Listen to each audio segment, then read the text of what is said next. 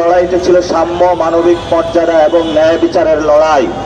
৭১-এর লড়াই ছিল বৈষম্যের বিরুদ্ধে লড়াই। আমরা যদি ৭১-এর লড়াইকে ভুলে গিয়ে ২৪-এ পথ চলি, তাহলে আমাদের বাংলাদেশ ইতিহাস থেকে ভিন্ন খাতে প্রবাহিত করার অনেক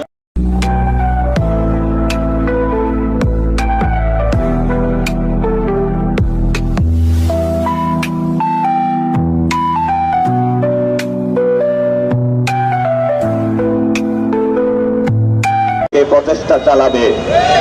এই জন্য আমরা বলি, আমাদের পূর্বপুরুষরা যে লড়াইটা করেছিলেন ৪৭ সালে, স্বাধীন মুক্তির পথ দেখিয়েছিলেন, ৭১-এ শোষণ বঞ্চনার বিরুদ্ধে একটি স্বাধীন রাষ্ট্র প্রতিষ্ঠা করেছিলেন, ২৪-এ সেই স্বাধীনতাকে আমরা উদ্ধার করেছিলাম, রক্ষা করেছিলাম। এই স্বাধীনতাকে গণতান্ত্রিক পন্থায় নিয়ে বাংলাদেশকে একটি স্বাধীন পররাষ্ট্রনীতির ক্ষেত্রে আমরা নিয়ে যেতে চাই। এটা জাতীয় নাগরিক পার্টির রাজনীতি এবং এই স্পষ্ট বক্তব্য আমরা ১৮ কোটি মানুষের কাছে রাখতে চাই। অনেকে কথা উঠিয়েছেন যে জুলাই যোদ্ধাদের নিরাপত্তা চাই, নির্বাচন প্রার্থীদের নিরাপত্তা চাই। আমরা এইসব বিভাজনের রাজনীতি চাই না। আমরা বলবো যে বাংলাদেশে ১৮ কোটি মানুষের আমরা নিরাপত্তা নিশ্চিত করতে চাই।